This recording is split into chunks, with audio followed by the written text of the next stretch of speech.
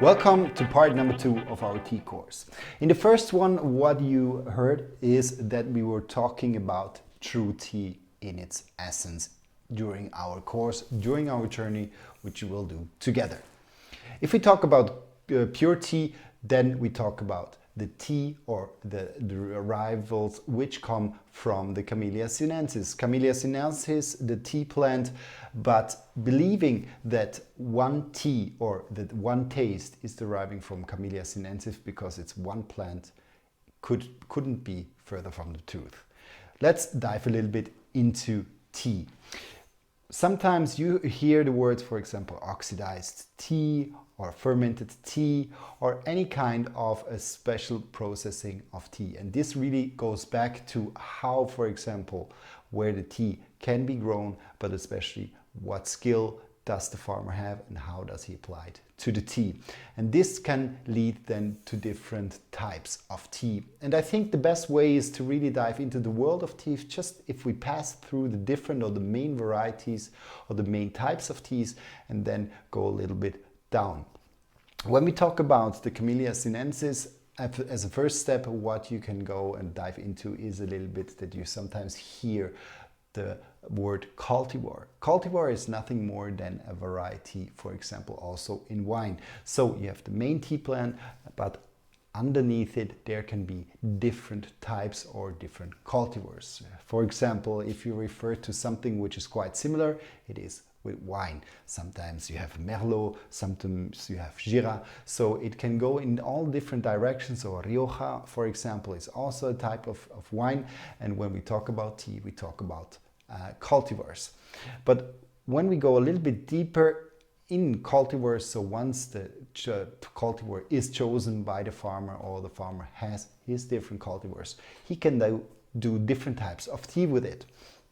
We can go from, for example, white tea, we can go to yellow tea, we can go to green tea, we can go to black tea, we can go to oolong tea, or we can also talk about post-fermented tea. So what I want to do is to really dive a little bit into the different types of teas, from going from white tea to yellow tea to green tea, black tea, and then oolong, and as well to the post-fermented tea. And within them, or within these topics, I will explain you some differences and some specificities of these different types of teas, that you get a quite deeper understanding of these different types, and then you can a little bit decide in which direction you want to go. For sure, as we are in a world of Japanese green tea, mainly we will stay in the green tea section, but I want to give you a broader understanding of tea and what tea means, so we're gonna dive a little bit more into the world of the different types of tea. Let's pick the first one. Here, for example, we have white tea. White tea is a tea type which is mainly known in China. Sometimes you see it even in Japan, but it is something which is quite known in China. The reason why white tea is actually called white tea is thanks to its hair, which you can see on the image here very well. So there are small fine hairs which are on the top buds. Here we talk about the top 2 buds of the tea plant, which are then used. Then it is picked by the farmer, mostly by hand, and then it is laid out and is solar fermented, how they call it. So it's a very slightly fermented tea, but only just a little bit. It is then dried and it becomes, or it has a very, very fine and light flavor. Some people who dive into white tea in the first step might even say that the tea doesn't have enough character, doesn't have enough taste for them, and that this is often a tea which you're going to dive into over time as well, when your palate gets a little bit finer and you can read out a little bit this floral, sometimes creamy, even slightly nutty notes of the tea. It can also be that this tea is quite expensive due to the fact that most of it is handpicked. When we go to the next one, this is the yellow tea. When we talk about yellow tea is actually a mix between green and white tea, you might say so, and it is mainly known in China. And as yellow is or used to be the color of the emperor, it is a tea which is also in a way very unique, very special, and it's mostly given as a gift. And there was also a long period where yellow tea wasn't known anymore and wasn't cultivated anymore. And it was only recently reintegrated into the tea processing in China. Only 0.5% of all the tea production in China is done in yellow tea. So this is a tea which is quite rare and is mostly given as a gift. And what the specificity about this is that they actually produce it like green tea. So what they do is that they harvest the tea, then they mostly pan fire it in China, and then they just cover it with kind of a tissue, and then the tea slightly oxidizes, slightly kind of develops in this kind of moisture, and then develops also this yellow color. And this is the yellow tea, and mainly you can find it in China and also in specialized Chinese tea stores, which might have a small fraction or just a small amount of yellow tea. When we move into the direction of green tea, a very widespread and a very known tea as well. And there the main producers are China, certainly, but also Japan is quite a big producer of green tea. And there's mainly one big difference between the Chinese green tea and the Japanese green tea. The Chinese green tea is mainly pan-fired. Meanwhile, the Japanese green tea is mainly steamed. And on the taste of it, what the main difference is that the Japanese green tea tends to be more a little bit grassier. It has a little bit a stronger vegetal note, and also its typical taste of umami, which is a little bit of a savory taste note.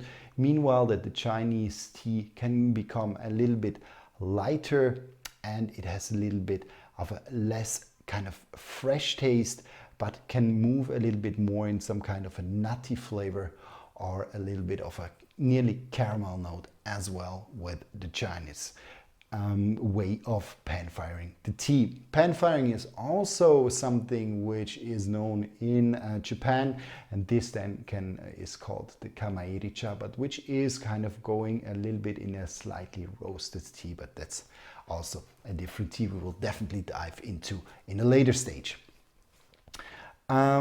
What is important is also that for the green tea itself, also the top buds are used. In Japan, you talk about the 3, maybe even to 5 top leaves of the tea plant. Meanwhile, in China, you can even talk about the top 2 to top 3. So this is really the highest quality and the nutrient richest and also caffeine richest tea. And most people don't know this, and this is something which is a little bit of a myth, that green tea has not the highest amount, but it is something which is actually the fact that green tea is the tea with the highest amount of caffeine in the leaves, but thanks to the high level as well of L-theanine, which then buffers the effect of the caffeine, makes this tea quite smooth and quite easy to drink. And that's why also, if you want to have something, a small pick-me-up in the morning, green tea can definitely be something for you to enjoy to start your day with. When we move on, we can go into the slight oxidation of tea, and there we drop into the field of oolong. Oolong tea is a so-called semi-oxidized tea, and the oolong can be stronger or less strong oxidized. Sometimes when you talk about a light oolong, there we talk about maybe 10 to 15% oxidation. If we are talking about the dark oolong, there we talk about maybe 50, 55, 60%, or you can even go up to 80, 85%. So it really depends, and you already see kind of the broad variety which you can have in terms of taste in the oolong just by only having it lightly or even dark than semi-fermented in terms of the production. When we go into how this tea looks like, this you can see, for example, on this picture here, is on the one hand, you can have the rolled oolong, so it's kind of a ball rolled, or it's more kind of a straight, or then we call this a strip oolong. So it's more of a fine, going in the direction of a fine needle shape. Often when you talk about the light oolong, so there the color also goes a little bit more in the green. Meanwhile here, for example, we have the darker color of the oolong, so you really see the color difference of these two teas. When we talk about the light, a little bit more greener oolong, then we talk about more of a fresh note, more of a floral, maybe creamy, or even a nutty note. When we go into the direction of the dark oolong, so dark oolong in terms of taste, it's more fruity, it's a little bit drier as well. It can go in the more of a toasted or even a slightly roasted note. So you can see that in terms of taste differences within the oolong, you can really travel in very, very different areas in terms of taste. So it is a combination kind of fermented tea or oxidized tea, and you have on the other hand also the taste of the greenness. So you can really have a broad spectrum of different tastes within oolong teas. When we go a little bit more into the fully oxidized teas, there we encounter black tea. Black tea itself is a tea which is called to be fully oxidized, but it's not fully oxidized in its essence. There we talk 90 to 95%.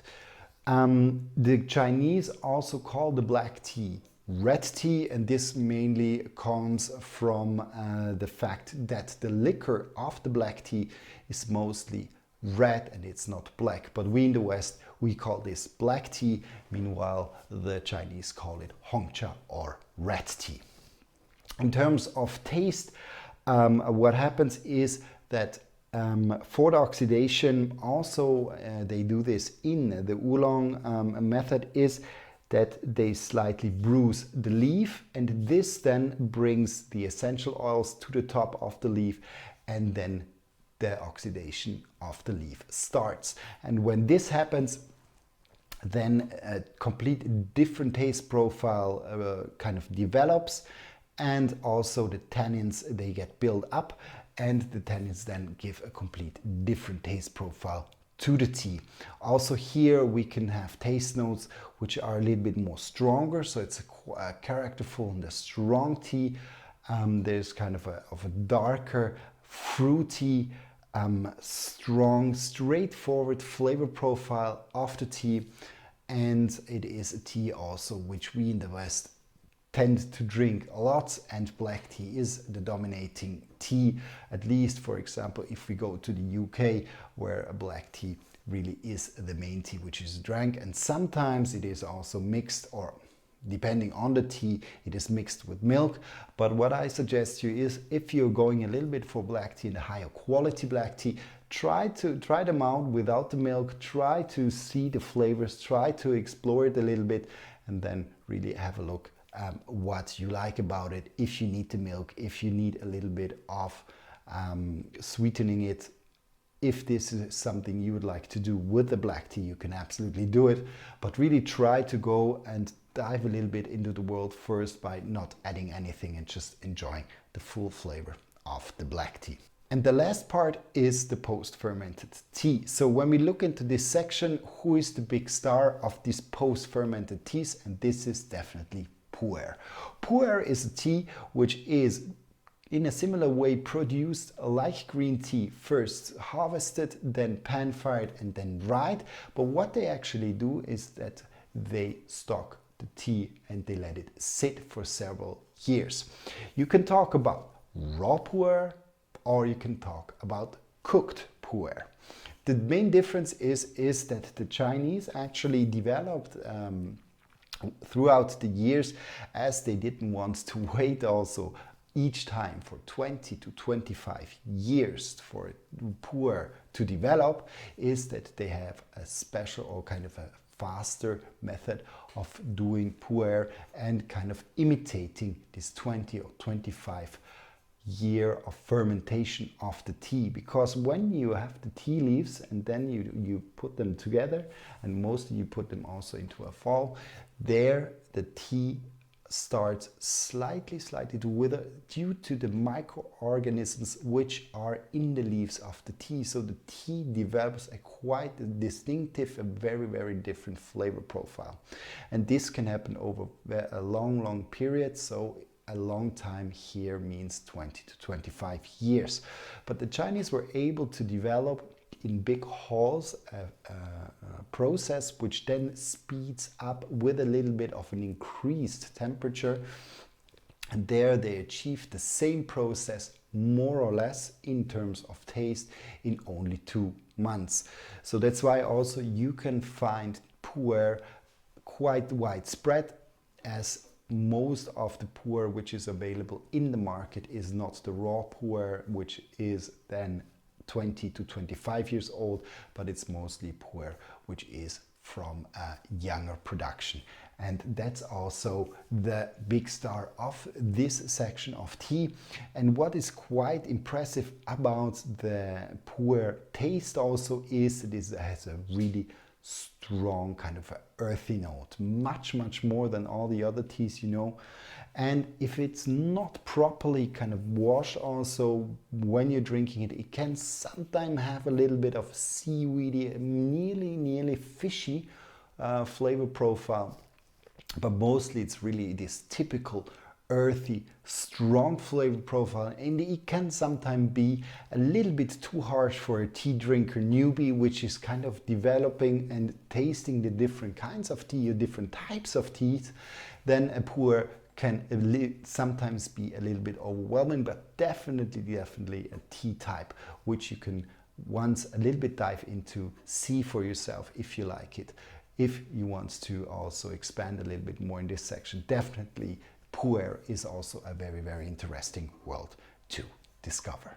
And these were the main types of tea, and now let's see what the next session brings along. So see you there.